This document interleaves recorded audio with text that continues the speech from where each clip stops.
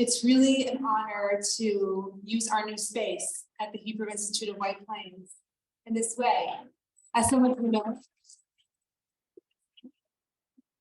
we moved into this beautiful sanctuary in September, and we've used it for our own tefillah, for community celebrations, and for community educational events. But this is our first time using it in this kind of larger communal way. And it really is a zechut, a merit, and an honor to open it up for tonight's program. Tonight, we're gathering to remember and to honor, and together. We're going to hear some words of Torah from our very own Rabbi Martyr, and then we're going to be honoring our very own Chaim Ezra Berkowitz, who's a Holocaust survivor, who's here with his incredible family. I will also be hearing from his son, Rabbi Alan Berkowitz, who's with us tonight. Then we're going to call up some people to light candles, and then we're going to hear from our guest speaker tonight, Scott Miller, who's the former director of Curatorial Services at the United States Holocaust Memorial Museum, co-author of the book, Refuge Denied, the St. Louis Passengers in the Holocaust. After, we're going to close with Kamalei Rachamim, and then we'll invite anybody who wants and who can to light a candle outside to remember survivors and victims who are close to them. The power of community is when we come together under one roof. It brings a layer of meaning and power to our programming. So I'd like to mention the rabbis and their congregations who sponsored with us tonight's program, some of who are in the room. We have Rabbi Yaakov Bienenfeld of Young Israel of Harrison, Rabbi Chaim Axelrod, Rabbi Reuven Fink of Israel of New Rochelle, Rabbi Shmuel Greenberg of Israel of White Plains, Rabbi Evan Hoffman of Anshe Shalom, Rabbi Nuriel Klinker, Rabbi Jonathan Morgenstern of Young Israel of Scarsdale, Rabbi Mitchell Sarles of Magen David, and Rabbi Yosef Cohn of Fleetwood Synagogue. I'd like to start our program by calling up Rabbi Fink of Young Israel of New Rochelle to lead us into Hillel for our nation's current challenging times.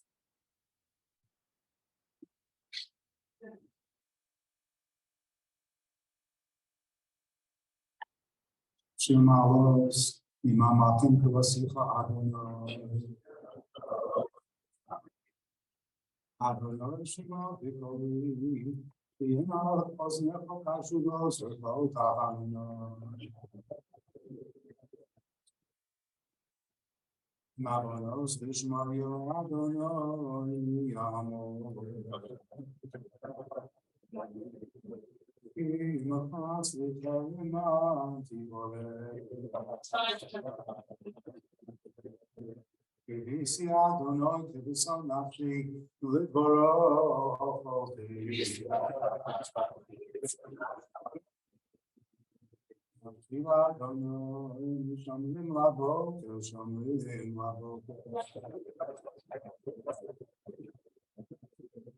Rachel Yisrael El Adonai, Im Adonai HaChesed V'Havim Oshedus. Behu Yifnes Yisrael Mikol Avonosah.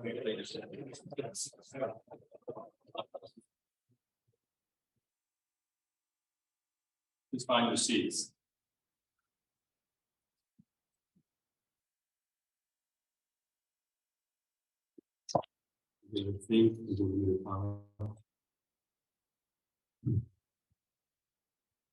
V'achechem kol beit Yisrael yivku et hasreifa asher saraf Hashem.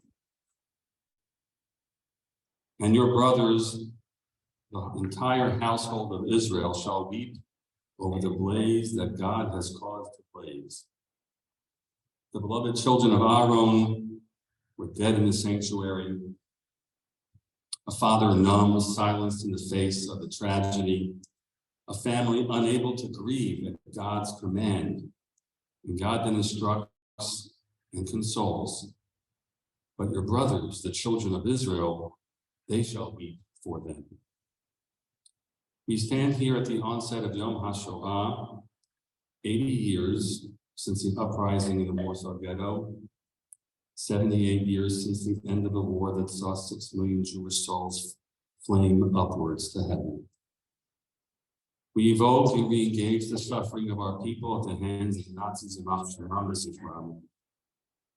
the destruction, the atrocities, the horror of it all. There remain among us only a few who lived through and survived, continue to bear witness.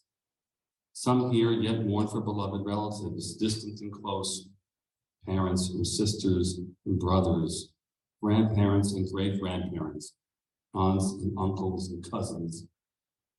Most of the direct mourners have slowly, with the passage of time, diminished in numbers as well. Tonight, we honor one of the Notarim survivors, Chaim Ezra Berkowitz. His is a story of pain, of Gevurah, and Yad Hashem, the hand of God. In the life that he has made here with Marilyn over these many decades, he has brought honor to the memory of the family he lost, as he has played such an essential role in the life of this community and the broader Westchester community as well.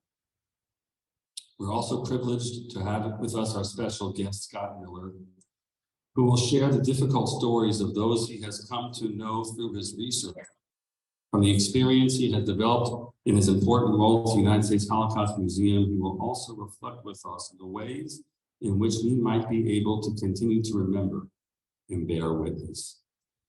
Indeed, as the direct witnesses depart this world, as the immediate loved ones fade, God places upon all of us, Achechem Kol Beit Yisrael, all of us, the brothers and sisters of the house of Israel, the holy duty of memory and mourning for the blaze, for the fire that swept over the Kedoshim.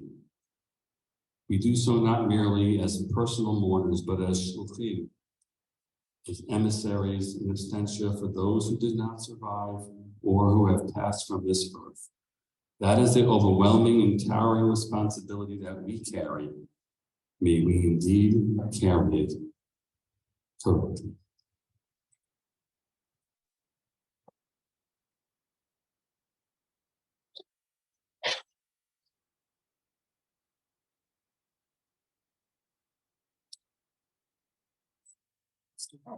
Do you hear me? I'm Marilyn Kanellerimsky, and the important part of my name is that I share a first name with Chaim Ezra Berkowitz's wife, Marilyn. The first time that my husband and I davened at the Hebrew Institute in 1984, partway into davening, I realized that there was a familiar sounding voice. I searched the men's section and identified the faith belonging to the voice.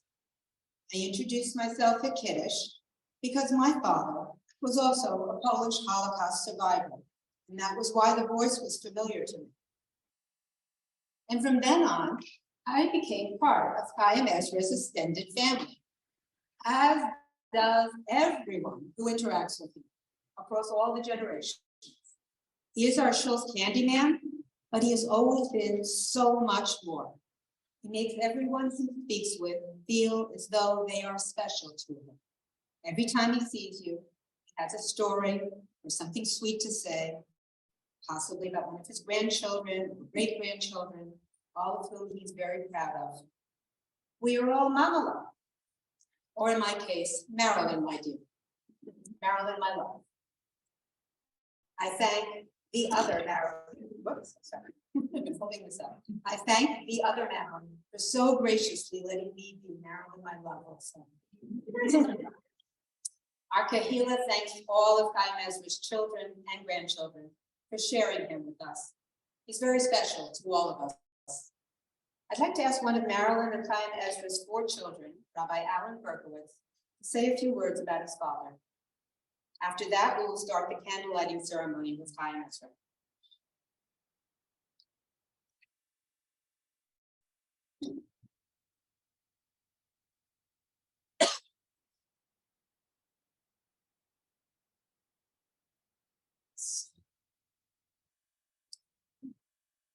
Really an honor to be here and speak for a few minutes about my father.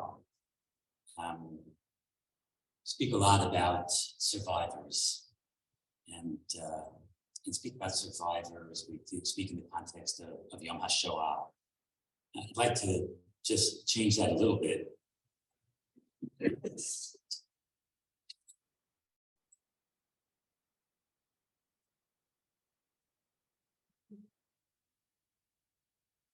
I'm not going to start all over.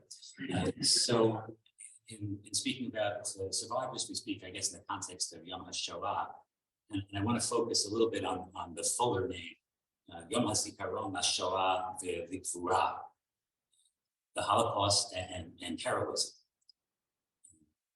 Yes, my father is a survivor. 78 years ago, he was liberated from Aleph, which is, I guess, a sub-camp of Nazi. But that's just part of the story. It's part of the story of what happened during the Holocaust is winding up in a camp, and not even part of the story of what happened after. So briefly share some of that.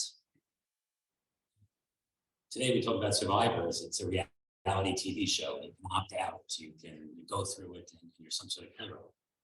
That's not what this was about at all. When my father was 12 years old, 1940, he had to leave home and hide in the woods. And for the 4 years until he wound up in a camp, he wandered, sometimes with the partisans, sometimes without. But he managed to do good for others at that time also. It's the Gvura part. One story that sticks with me is being in the woods with some people who are older than him and finding a baby girl whose father was dead. And when the adults said, leave her, my father chose to carry her to safety. A few years later in the concentration camp, when he didn't have to help anybody but himself, he managed to sneak some women into the kitchen and help them hide under the floor so they could survive. In the concentration camp, he pulled the body off of a pile of dead bodies and brought the man back to life. After the war, he met that person. Yom HaShoah V'Gvura. It's not just about surviving.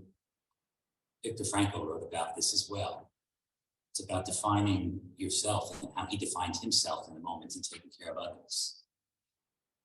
It's about coming out of the Shoah and building a family and building a community. In 1961, when my father opened his store in Scarsdale, there wasn't a Shomer Shabbos family in Scarsdale. The old joke, the Yiddish word for bunted used to mean a Jew in Scarsdale. Or actually, the joke was a kosher butcher shop in Scarsdale, right? And so his response to the Shoah was to build a family and build communities and contribute with his Gvura. So maybe we're here tonight for survivors, but I hope we're also here for builders and for heroes, because that's my father. Thank you.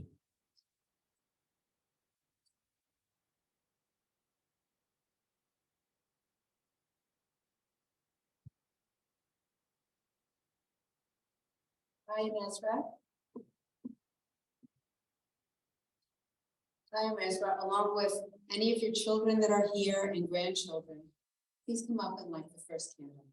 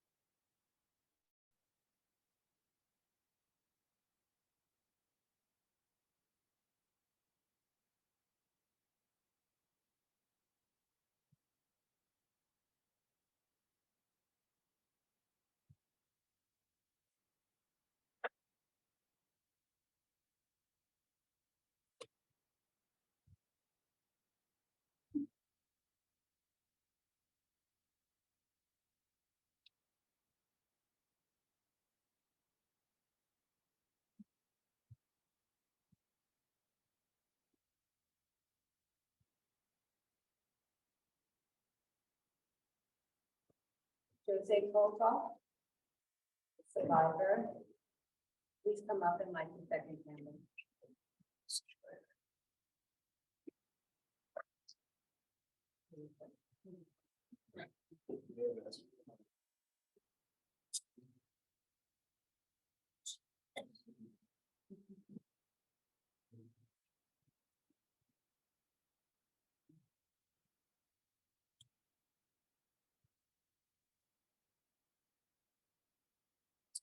J. Weinberger lights the third candle in memory of his parents, Gail and Sam Weinberger.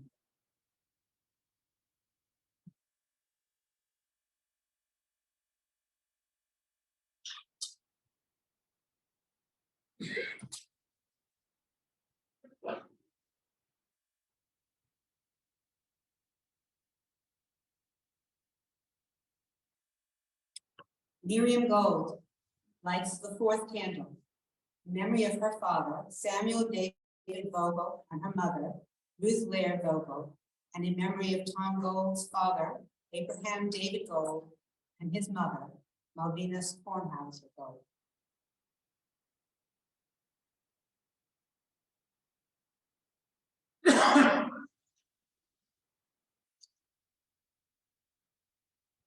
Marla Bachner Horowitz lights the fifth candle in memory of her parents, Mila and Max Bachner, and Edith Horowitz, mother of Avril.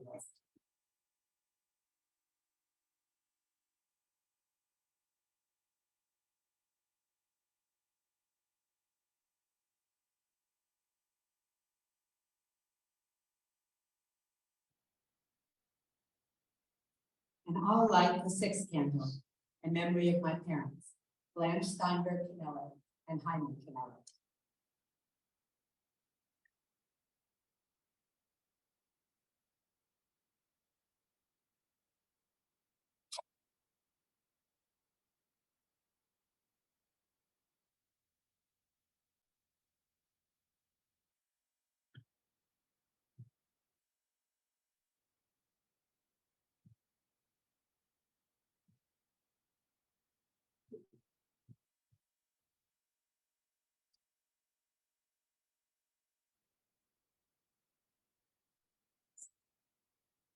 Thank you all again for coming tonight. We seem to have a full house. I am Audrey Unger Reich at the Hebrew Institute of White Plains and a daughter of a Holocaust survivor. I am also on the advisory board of the Westchester Holocaust and Human Rights Education Center that does important work sending speakers to schools, colleges, and other organizations, and running institutes for middle school and high school students that focus on the lessons of the Holocaust. They will be holding their annual Yom Hashoah commemoration at the Garden of Remembrance right here in White Plains tomorrow at noon. Tonight, we honor the memory of the victims and survivors of the Shoah so that they can attain some justice for the suffering they endured. Our speaker tonight, Scott Miller, has devoted his entire career to honoring that history and memory and to examining how indifference and inaction impacted the victims of the Nazis. Scott was a founding staff member of the United States Holocaust Memorial Museum, where he worked for 30 years until 2019. In 2001, Scott was appointed director of the museum's Benjamin and Vladka Mead Registry of Holocaust Survivors, the museum's Names, Information, and Tracing Center. And in 2006, Scott assumed the position of Director of Curatorial Affairs, as you heard, overseeing the museum's archival, artifact, photo, film, music, and oral histories. Among his many published works, Scott co-authored Refuge Denied, the St. Louis Passengers and the Holocaust, co-edited The Nazis' Last Victims, the Holocaust in Hungary, and wrote Teaching About Denial of the Holocaust in the Journal of Social Education. In 2021 and 22, Scott was a consulting curator for the Museum of Jewish Heritage, a living memorial to the Holocaust's new core exhibition, The Holocaust, What Hate Can Do. And currently, Scott is guest curator for the Oregon Jewish Museum and Center for Holocaust Education's new exhibition, Human Rights After the Holocaust. as well as consultant curator for the National Library of Israel's new exhibition, Crossroads and Connections, Collections of the National Library of Israel. Scott is also a close family friend since my husband Keith met him more than 45 years ago. We have traveled in Israel with Scott, and I also have a wonderful memory of visiting him at the Holocaust Museum, where he took me into the back rooms to see some of the very special items in the museum's collection, including the actual diary of a young resident of Warsaw Ghetto. Scott is a very special person who has many friends here tonight, and we are fortunate to have him with us. Thank you for making the trip from DC. We also have some special guests who have family connections to the St. Louis. Thank you.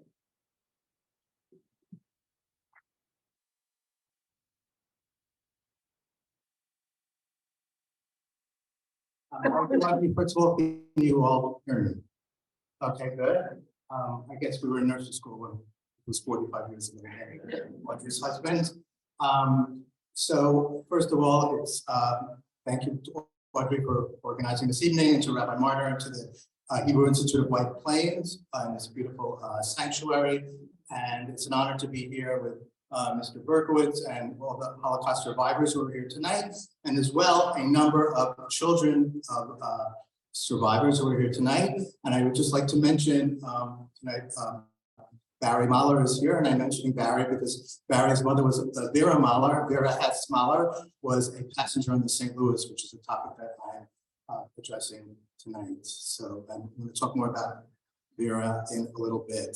So I'm here really to tell three stories tonight. One is the story of the St. Louis. The other is, they're all related. The other is to talk about an unsolved mystery that hovered over America for nearly 60 years, is whatever happened to the passengers of the St. Louis. Nobody knew, one by one by one. And also to talk about the survivors, and to the extent that I can, the victims of the St. Louis, and tell their stories and the importance of trying to preserve their memories. So the St. Louis was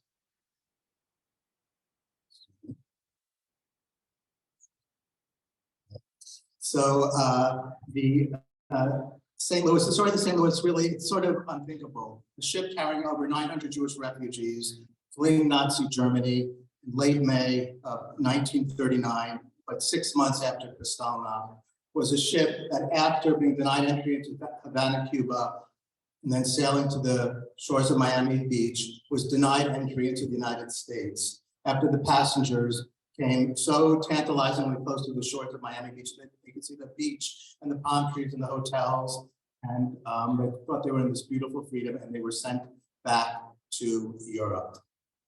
And the St. Louis set sail on May 13, 1939 from Hamburg, Germany. There were 937 passengers.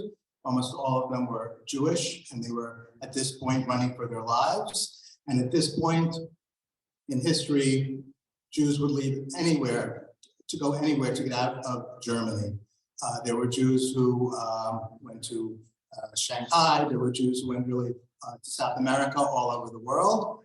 And it was very hard to get into the United States, as I'm sure most of you know, because of restricted immigration policies. You had to get what was a waiting number to get into the United States. And most of the passengers, over 700 of the 937 St. Louis passengers, had waiting numbers to get into the United States. So they boarded the St. Louis with this waiting number to sail to Havana, Cuba. That was so close. It is so close to the United States. And in those days, unlike today, it was much easier to go back and forth between those countries. So those passengers who had the waiting numbers, who were passengers on the St. Louis, were considered the envy, really, of Jews in Germany, that they would be able to wait so close to the United States for their waiting numbers to come up. And the passengers on board the ship really sort of at the time of their life. I mean, it was bittersweet. It was bitter because they were leaving Germany. Most of the passengers were German Jews. Germany was their home for generations, but it was sweet at the same time because they were getting out. And it was the first time since Hitler took power in 1933 that Jews were really treated as human beings. They had fun. You could see the kids having fun on board. There were parties for the adults and all types of sports. There was a swimming pool on board, and the captain of the ship, Captain Schroeder, informed his staff, his crew, most of whom were members of the Nazi Party, that these passengers are Germans. They paid for their passage and they're to be treated like any other Germans, which was a sentence that Jews had not heard, that they're to be treated like any other Germans. They had not heard this since 1933, since it took power. And in fact, every Friday, well, they were on the ship for a total of a month or 5 weeks. So every Shabbat that happened during that time period, every Friday afternoon, Captain Schroeder informed the crew that they had to take down the swastika and portrait of Hitler in the ballroom because it became a makeshift synagogue for Shabbat services. So the passengers really thought they were going to freedom. And they arrived at the port of Havana on May 27th, 1939. And they're up really early. They're so excited, and they see the palm trees of Havana. And they're greeted by a boat with Cuban policemen, just telling them they would have to wait a little. They would have to wait till mañana, till tomorrow. And many passengers said that mañana was the first Spanish word they learned. But of course, as one particular St. Louis passenger told me, mañana never came. They were not allowed to disembark from the St. Louis, and they were in the port for a few days. Till this day, we don't know the exact reason why they were denied entry. I was in Havana, Cuba, the National Archives in the summer of 2001, and where there were files of all the ships that came to Havana. For some reason, the file for the St. Louis, they said, was missing, wasn't there. And we do know that there was a corrupt Cuban consular official in Germany named Benitez, who was selling these landing permits that allowed refugees to disembark in Cuba sold them for a lot of money at personal profit. So in certain ways, the St. Louis passengers unfortunately fell victim to the infighting within the Cuban government. And many of the St. Louis passengers had relatives waiting for them in Havana who flew down from the United States to greet them. And among the people who were in the port of Havana was a young man whose name was Helmut Joel.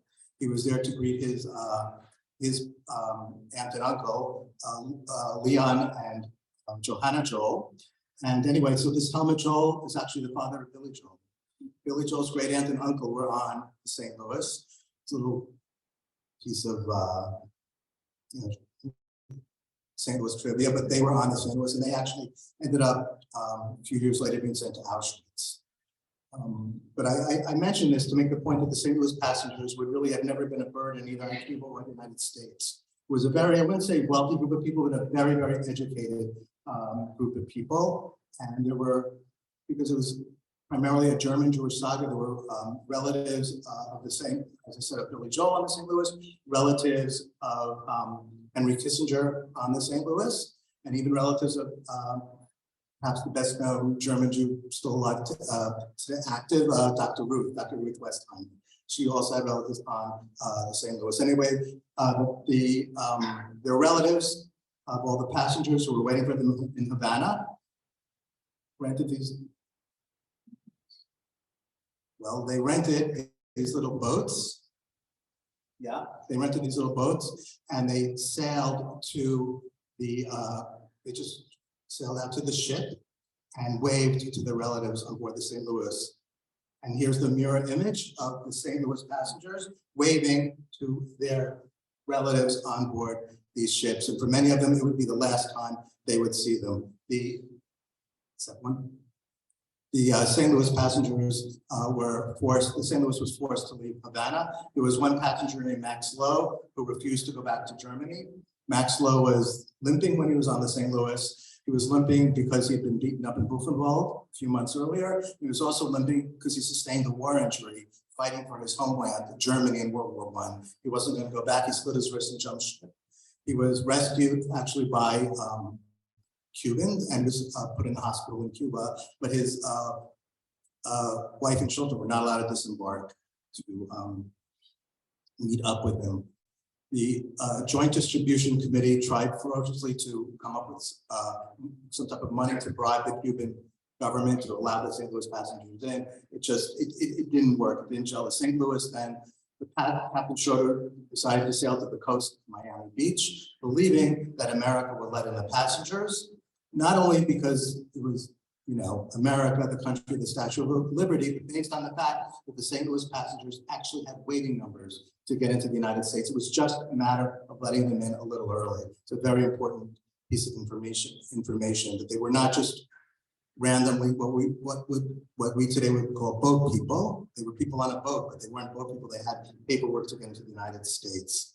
And cables were sent to the State Department and to President Roosevelt asking for entry based on the fact that they had waiting numbers. The telegrams to President Roosevelt was never answered, but the State Department did answer on June 4th, 1939, that the St. Louis passengers would have to wait their turn for the numbers to come up and would have to leave American shores, which it did on June 6, 1939.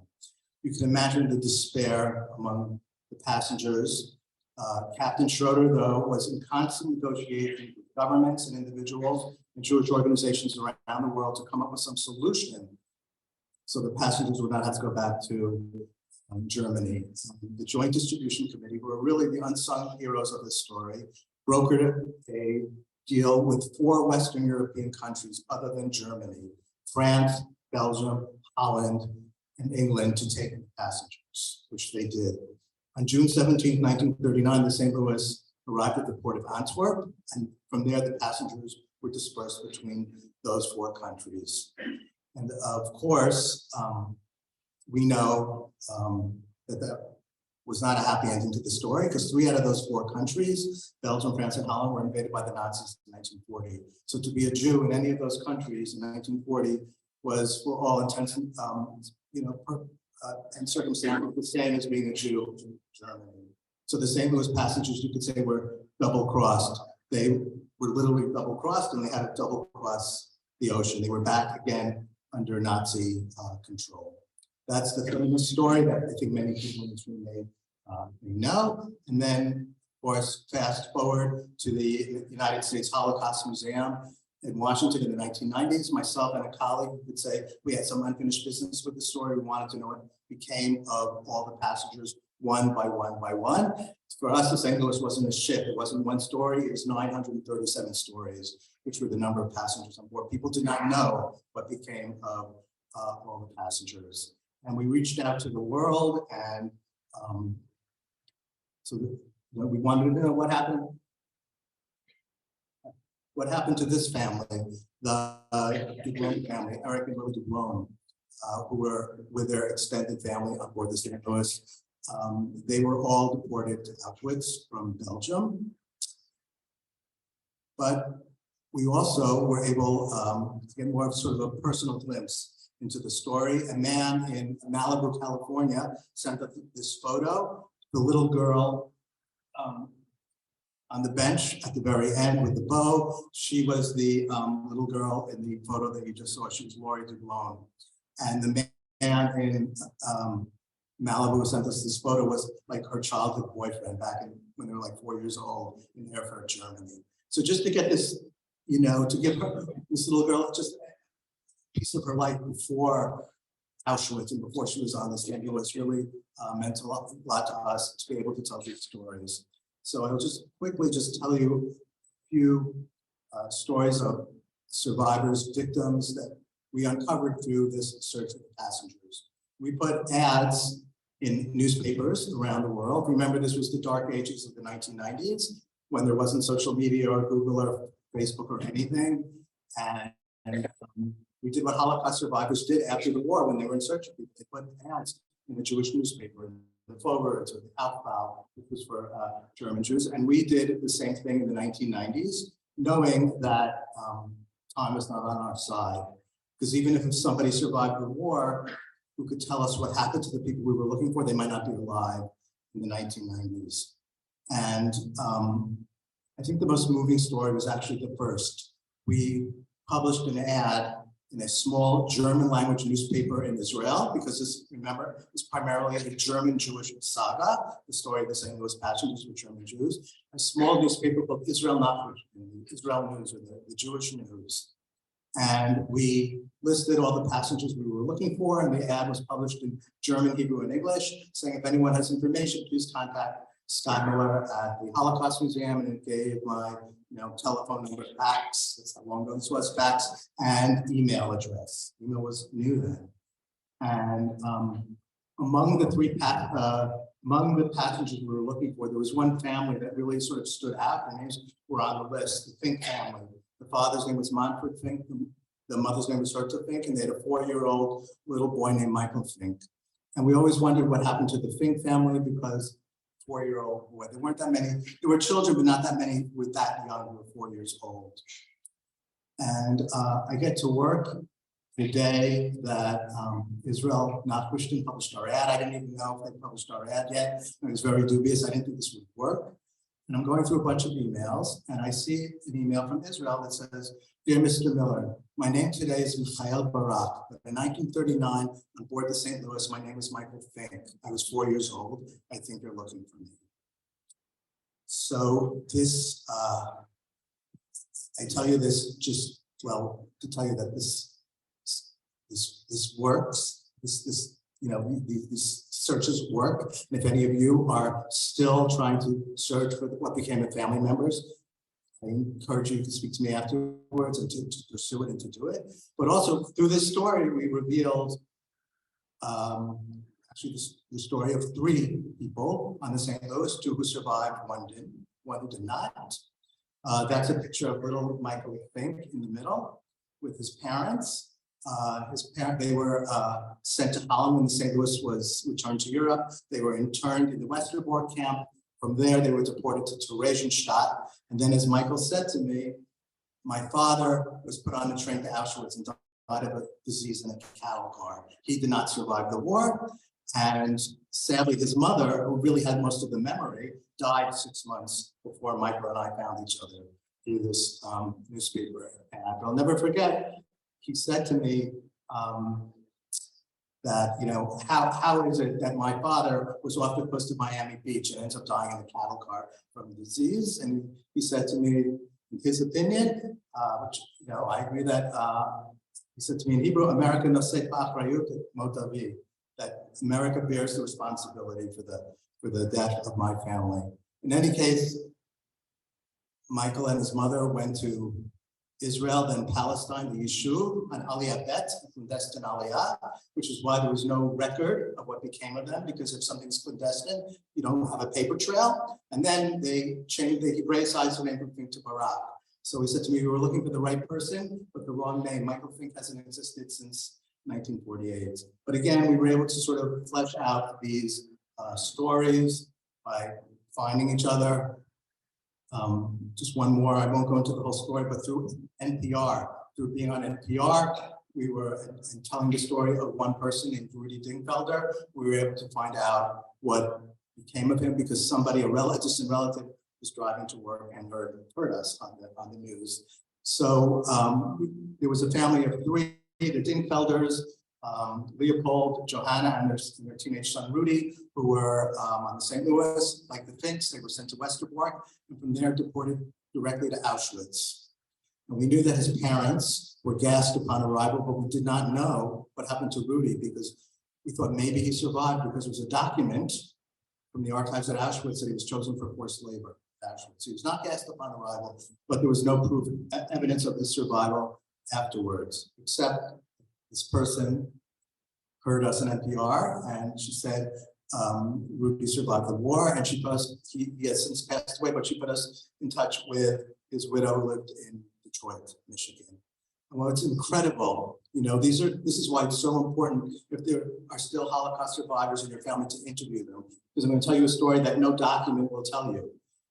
And that is, Rudy always told the story. People asked, why do you think we're not chosen to be gassed like your parents? And he told a very simple story. When he got to Auschwitz, he was pulled off the train by the Nazi guards, and he was wearing glasses. His glasses went flying, And he was sort of like flailing around. He had very poor eyesight, and he thought for sure he'd be sent to the line to be gassed because he looked so disoriented. But because of the stereotype at the time that if you wore glasses, you were weaker, every teenage boy with glasses was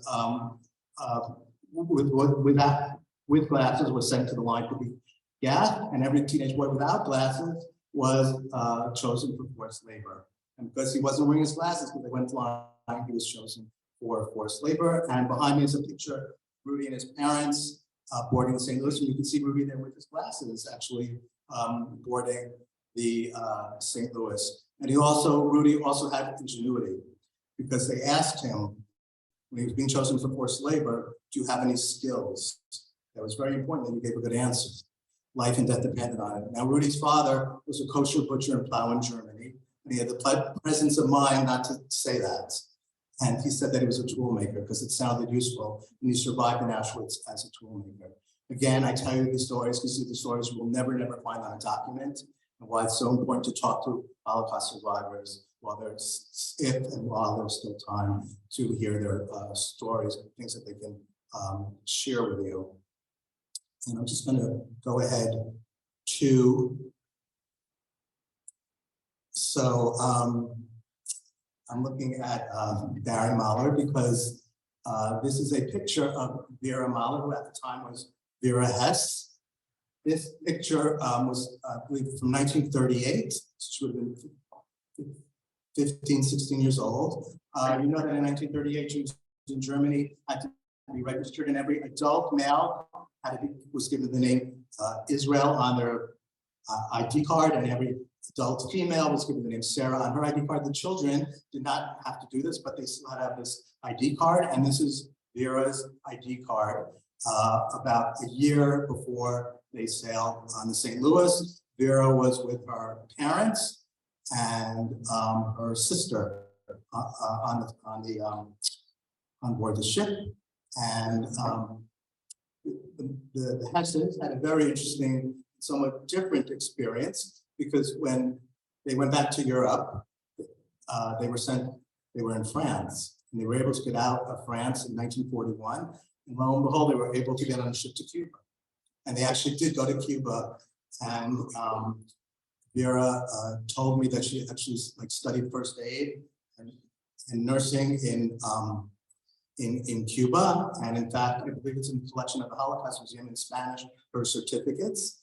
And she told me that years later, when they lived, as many German Jews did, in Washington Heights, that the neighborhood became progressively more Spanish speaking. It actually stood her in good stead that she was able to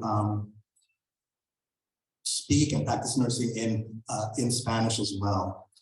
And I had the privilege of visiting Vera at her apartment in Fort Washington Avenue in Washington Heights around 20 years ago. She sat with me for a few hours. She tired me out and told me her story. And what year did your father die? 42 or 43, because they were in Cuba between 41 and 44. Adolf, your grandfather, died in, Vera's father actually died in Cuba, and I saw his grave at the Ashkenazi cemetery in Havana.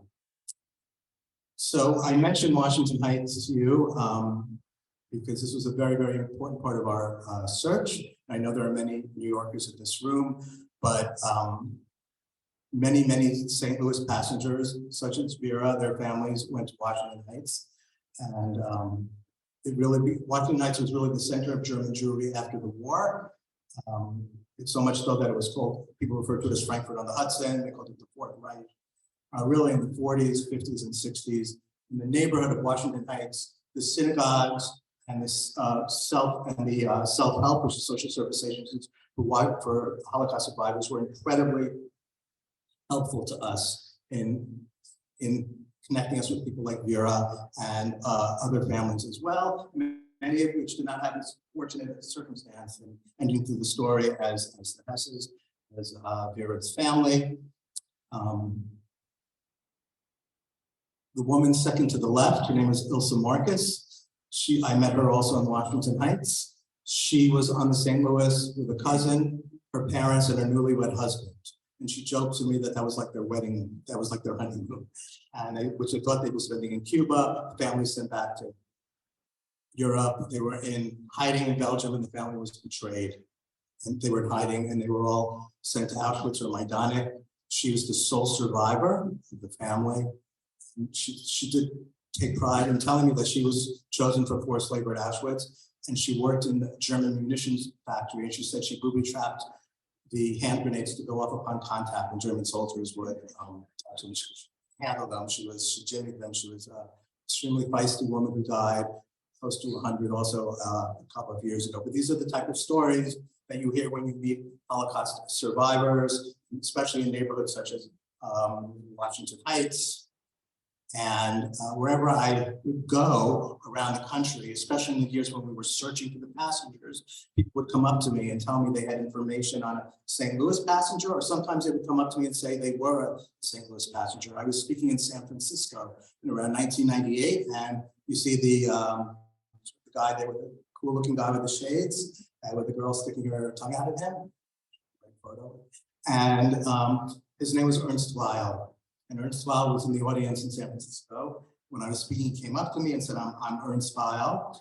And he looked a little different in that photo. And he said to me, so you're trying to search what happened to all the St. Louis passengers. Maybe you can tell me about my best buddy, Horst Radholz. We were in France together when we were placed in a children's home in hiding together. The Nazis raided. Some of us survived, some of us didn't. And he goes, everyone knew Horst because of his parents who were in hiding in France, in Paris, somehow were able to get him a harmonica for Hanukkah present in 1942. He was always playing that harmonica. And based on our research, we had to tell Ernst that his friend Horst was deported in January 43, a month after he received that harmonica. But we also were able to locate a picture of Horst hiding in the children's house. I think you can guess which one it is. Second from the left. I mean, it's just humor here, but it's so heartbreaking. And just gonna go ahead to this final photo. And these are all the St. Louis children on board the ship. They're posing there. There's one person who's not a child, but you can see him. His name is Morris Troper. He's the representative of the Joint Distribution Committee. And he went on board the ship as the ship came to Antwerp with such high hopes in June of 1939, hoping, that this would be the great rescue. And the children posed with him. Many of these children survived. Many of these children did not survive. So after a decade of doing this search for the St. Louis passengers, and I stress it was a decade before there was social media, we were able to determine the fate of all 937 passengers on board the St. Louis. And much to our surprise, the majority of passengers survived the war. It was always believed that the majority were killed. Even those who survived thought they were among the few lucky people. Remember, St. Louis passengers, once they went back to Europe, were all dispersed. So they were no longer a group anymore. So they didn't know what happened to other St. Louis passengers. They just assumed that most of them were killed. So the question remains, how is it that the majority survived? And I'll tell you why. They didn't survive by that much, but the majority did survive. Because remember, I told you that most of the St. Louis passengers had waiting numbers to get into the United States. Well, those numbers began to come up in late 1939, 40, 1941, as it did for Vera Mahler's family, or even into 1942, and they were able to get out. It wasn't easy, but they were able to get out. So that tipped the scales in favor of survival for this particular group of people. But I have to say, to me, that only accentuates the tragedy, because the fact is they all could have survived because they had waiting numbers. There were a couple of hundred passengers whose waiting numbers might have come up the next month or the next year who were deported to Auschwitz or Sobibor. Every death and murder during the Holocaust was senseless. This was particularly senseless because they were off the coast, again, off the coast of Miami. But this could have been such a great rescue story. but instead, as I said, it's one of senseless loss. And again, I would just like to conclude. I know there'll be time for questions, correct? So I just, again, what I mentioned a couple of times here, that the importance of recording the stories any way that you can. The best, obviously, is with survivors. They're still alive to interview, and it doesn't have to be a professional interview. It could be your interview, and any museum will take your interview, or maybe the local Holocaust Center in Westchester, or the Museum of Jewish Heritage, or the Holocaust Museum will take your interview. Look for photos and ask family members, who are these people? Who are the people in these photos? And I also want to make a plea to donate any of this material you find to a museum, to a public institution, such as the Holocaust Museum or the Museum of Jewish Heritage in New York, or Yad Vashem, because there's inherent vice in every artifact, in every photo. They might look like they're in good shape, but they're not. And really, a museum can take care of them in perpetuity. Most museums now will make digitized images, will make copies for the family, plus put them online where millions of people will have access to them, not just the family members. So that's a plea to donate this material to family, to museums. And again, I just want to say thank you again for coming, and I hope by the Holocaust Museum doing this project to trace the fate of all the St. Louis passengers, we've told the story of the St. Louis in a new way to give honor to those who survived, and also, of course, in the memory of those who were killed. So I would like to ask if there are any questions. If anyone has a question, you could just raise your hand. We have 2 mics, one for each side of the room, and we'll bring them over to you.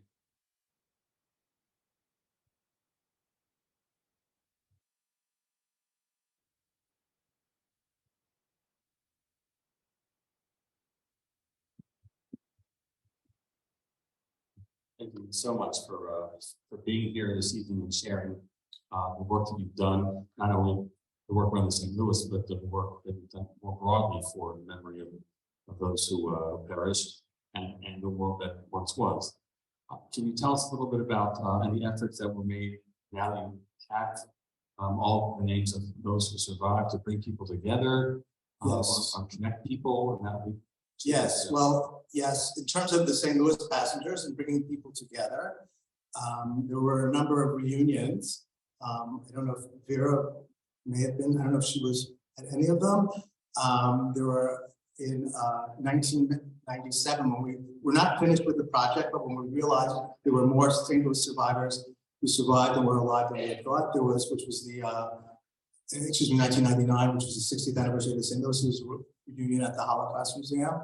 There were 2 reunions, one in the 1990s and one around 2002 in Miami Beach, which was sort of the scene of the crime, so to speak, from where the passengers were sent away.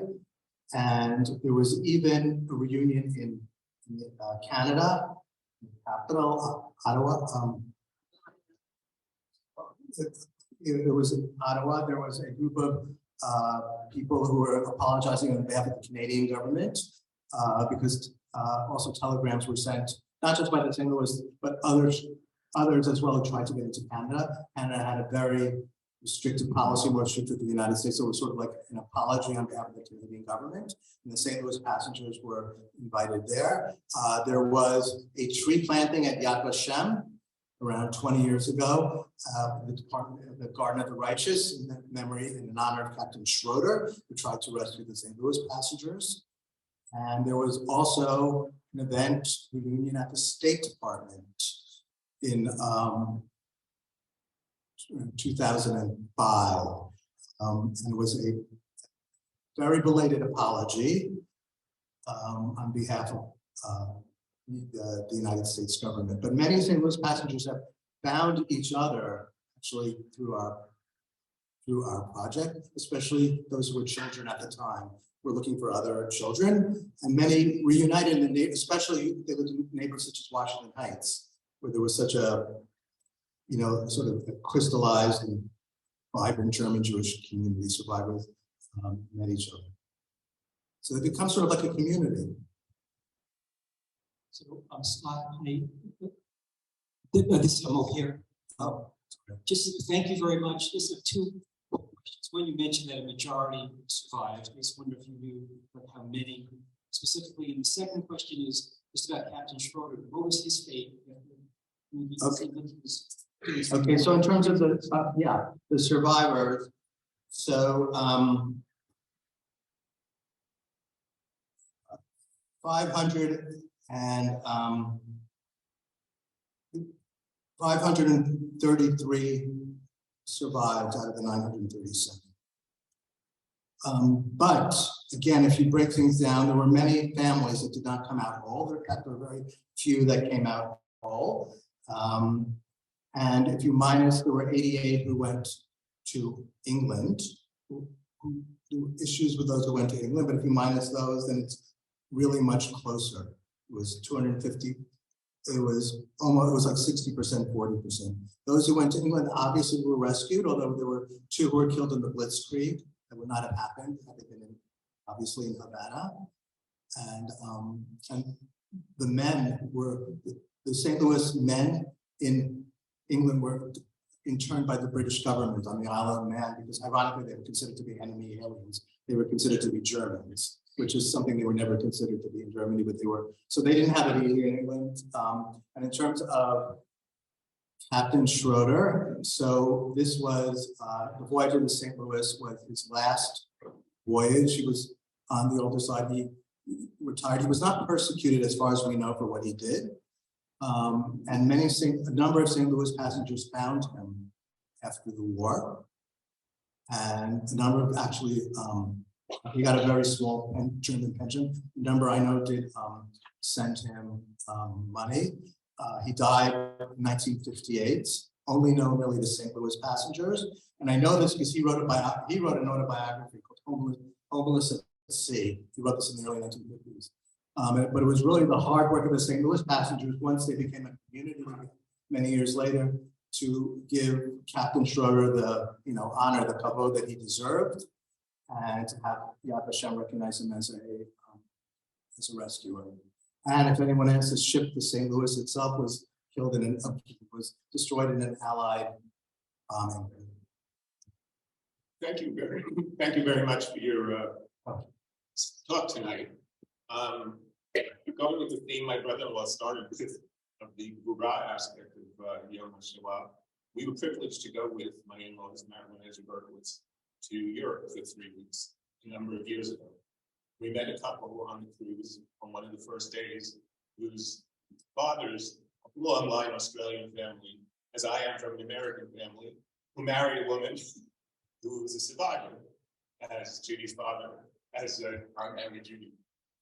And I remember them saying that her mother, my friend's mother, her mother-in-law, was on the voyage of the damned, the St. Louis. And given modern technology, I was going to ask you. I even have a picture that I was able to retrieve just. Do you know the name? Yes, it was either Goodman or Gutman. Yeah, I know they were. There were 3 children and 2 parents. And following the war, they were selected to go to England because the father had been an officer during World War I in Germany. And the British thought he had something to share in terms of strategy. Oh, it's very interesting. So it's picked. And ultimately, at least 2 of the children are possibly wound up in Australia. I was in touch with them years ago in Australia, but I didn't know that's why they were chosen to go to England, because perhaps with the German intelligence. I didn't know. It's very interesting. And it's just amazing when you think that you save one life, you save a world. Absolutely. And we're seeing that in history tonight, and we see it through the modern technology, and it's just an amazing thing. Thank you. Thank you for that. Hi, thank Hi. you so much for your talk tonight. It was great. I was wondering, all the research that you've done, do you have histories of each person by name that's available for people to access? it's actually, well, a few things. One, there's a book that I co-authored called Refuge Denied, the St. Louis Passengers in the Holocaust, available on Amazon, blah, blah, et cetera. And just so you know, you can be shameless about promoting it because all the profits go to the Holocaust Museum to further this type of research. So there are the museum, and some of this got slowed up because of COVID. So there are literally at the Holocaust Museum, like, envelopes, 937 of them, with information on every St. Louis passenger. It's a little old fashioned, but when you work, for me, it was great. It was actually easier than looking things up. It was like by my office. So the museums are like in the process of digitizing this and getting all that information out there one by one by one. Now, though, if someone's doing research at the Holocaust Museum, if you're doing research on a person, like on Vera, you could either type in, you have to do it by the name of the person. It's not just St. Louis and all the 937 sources will come up. But if you know the name, type in Vera Hetz or Vera Mahler, it will all come up. Even not just the actual images of what was donated to the museum will come up as well. But I'm always, I remember a lot of the stories from these, as you can tell, so I'm always available, but yeah. Do we know how much awareness of this there was among the American populace and the people that could see it? And what kind of reaction? At the time, yeah. So, well, I will say that it was headlines in the newspapers that there was ship languishing off the coast of Miami Beach. It was on the radio. I wouldn't say it was at the center of American concerns at that time, because America was still in a depression, and it might have been considered like a Jewish story, and anti-Semitism was also at its height at that time. So that even though there was documentation and news coverage of the story, and even editorials in newspapers, some of the editorials in American newspapers said, "Oh, Cuba should have taken them all in. How could Cuba not take them in?" But not suggesting that the United States take them in. So there was some consciousness. There were protests in Miami Beach, not just by the Jewish community, but also by Christian leaders. But overall, the consciousness was very, very, very little. This is a story that became known at a certain point, 1950s, 1960s, some of which because of the Hollywood movie Voyage of the Damned, which is not really a documentary. It's as much fiction as fact, but it did bring the story out there. And in the last 20 years, it's very well known. There's a lot of consciousness about the St. Louis, not just because of the increase in Holocaust memory in general, but because of refugee crises, be it ships, overturning tragically in the Mediterranean, or what goes on at the southern border of the United States. If you read carefully, when there are statements made condemning these tragedies that are happening to refugees in St. Louis, are always mentioned, not by Jews. It's nothing to do with the Jewish, Jewish context per se, but don't make the mistake not letting people in during a crisis and not granting refuge. So it's really, I think right now this is at a very high point in terms of consciousness in the United States. Jewish community, of course, but also the broader community. First of all, thank you very much for all your work over the decades. What drove you personally to devote your life to this?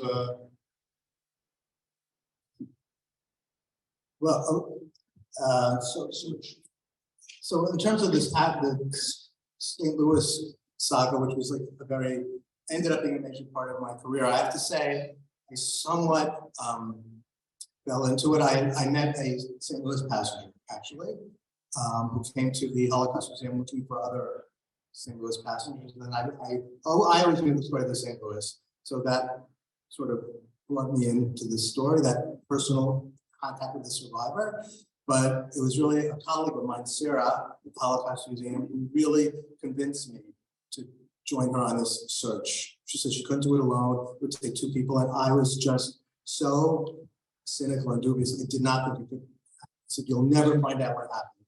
all 930 passengers. But when we found one, that first one, Mikhail Barak, that story I told you, then I got like sort of hooked, maybe you could say obsessed, over the decade looking for the St. Louis passengers. But I also just working in Holocaust memory in general. I was interested in museum work as a museums. I think are a great vehicle for education. And just I was inspired by just meeting so many survivors, telling their stories, and to have the opportunity to work with the people to build a museum. The Holocaust Museum is still a relatively new museum. It's actually 30 years old this year. That's new, but I was there at the beginning, and we really worked with Holocaust survivors to build the museum. It wasn't just scholars, though there were scholars involved. It wasn't just teachers who were teaching, but we had this once in a lifetime professional opportunity to work with survivors to build something, as well as eyewitnesses and camp liberators. So that was the answer. And I want to just meet Barry.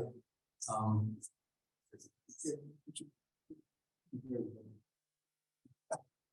want to thank Scott for being here tonight and talking about this. But it's important that we teach our children, teach non-Jews what happened on the Holocaust, what happened to the St. Louis. My mother, when she got back to, when we returned back, we got to France in 1939. All of a sudden in 1942, she's back in Cuba. We still never pushed the Spielberg and music. What happened? What you do it? We still don't know. It's really 5 years. And the second thing is on my mother's tombstone, it says beloved grandmother, mother, wife, etc. And it says survivor of the Holocaust. And that was my survivor of the St. Louis. And I asked my wife, Miss Mary, I said, why do you want that? And she said, because when people walk by, kids, people who don't know better, I'll say, hey, what do you mean? What's the St. Louis? So please take that to heart. Thank you.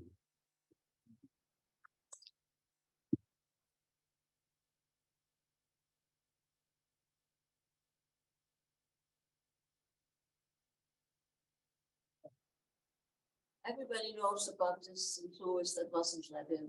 Do you know how many ships were let in? Because my in-laws and my husband came on a ship in 1940 and was let in. Yes, there were ships that were let in of refugees who met the quota, but the quota was very small. It wasn't that they weren't letting in any ships, but compared to the number of refugees, desperate refugees you needed to get out, it just wasn't enough. So to be sure, people came here, 39, 40, 41, 42. The ships did get in. But here was this ship, that they were so close, but so far with all the documentation, and they were denied entry. But no, but for sure, many number did get in. Those years, absolutely. My name is Josh Lochner. My brother's. Our great uncle was on the St. Louis boat, Oscar Lochner. Oh yeah. And actually named after him. Not Oscar's Hebrew name is Yoshua's. And we know that he was able to get into England because he had applied there before getting on St. Louis. So it was on some sort of kind of list ready. But do you know what, you're not going to go through all of 1937, but what were some of the reasons why some people were let off in different countries? Yeah, so there's no, we don't know for sure why a certain St. Louis passenger went to England, why they went to France. So we learned tonight about military intelligence, when it had military intelligence, or in Lechner's case, that they tried to get to England, so the names might have been already on the list. Each case was separate. I will say that many St. Louis passengers requested to go to certain countries because they had a relative there. Sometimes those requests were honored and sometimes they weren't, so we don't know the answer. Now you would think, well, wouldn't all the St. Louis passengers want to go to England? And no, they didn't know. They thought they were in safety on continental Europe at that time. And there were some who asked to go to the Netherlands because Dutch was the closest to German. At the time, they only knew German. Dutch was the closest language to German. And that was the worst place to go because that had the highest replication rate. Many requested to go to Paris because they wanted to go to Paris and to France. And so we don't know. Every case was different.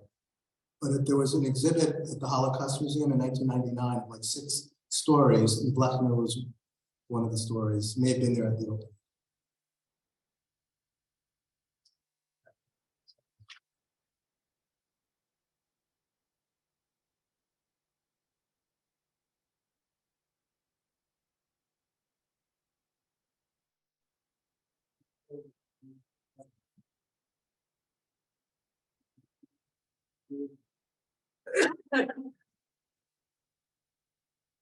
Thank you, Scott. I'd like to call Robin Morgenstern to do the Mother Affirmation.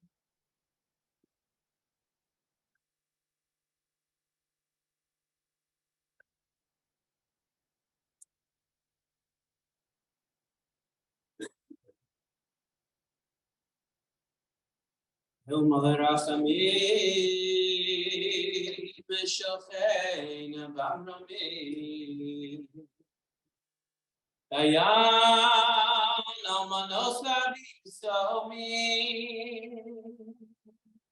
Amitzeh Minucha Nechona Al Kanfei Ashkina B'Malos Kidoshim Uteorim Gezora Ki Amaziri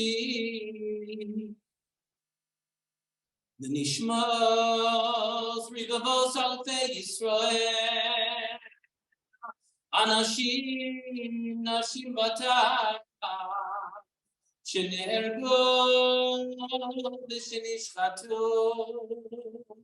Shenechteko V'Shenisreko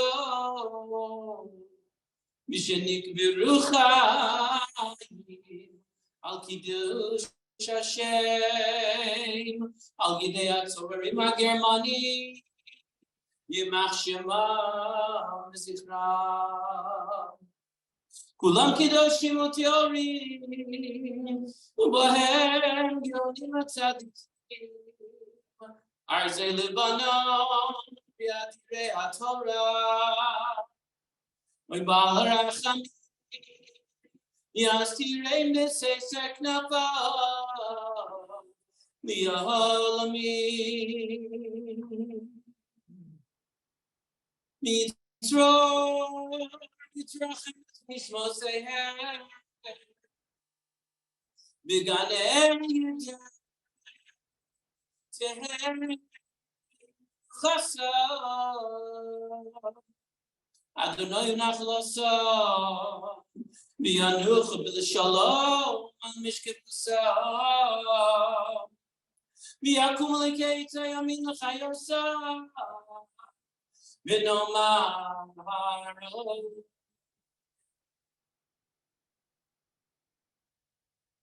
Thank you, Rabbi Morgenstern. You can find your seats. On behalf of all the shuls and the rabbis, I'd like to really thank our incredible speakers tonight. Scott Miller, thank you so much for that interesting, informative, and just inspiring speech. I'd also like to thank the Berkowitz family, Ezra and Marilyn, and your incredible family, your children and grandchildren who are here tonight for sharing with us. I'd also like to thank our committee tonight. We have an incredible team working on this program. It's Alex Flax, Audrey Wright, Marilyn Milarimsky, and Tammy Stalbo. They did a great job. CSF team and our usher, incredible usher, Danny Maybow. I also really want to thank all of you for coming tonight. It's not simple to get out. And like Scott said, the crux of the responsibility lies in us who are witnesses to the stories. And coming here tonight and hearing is the first step.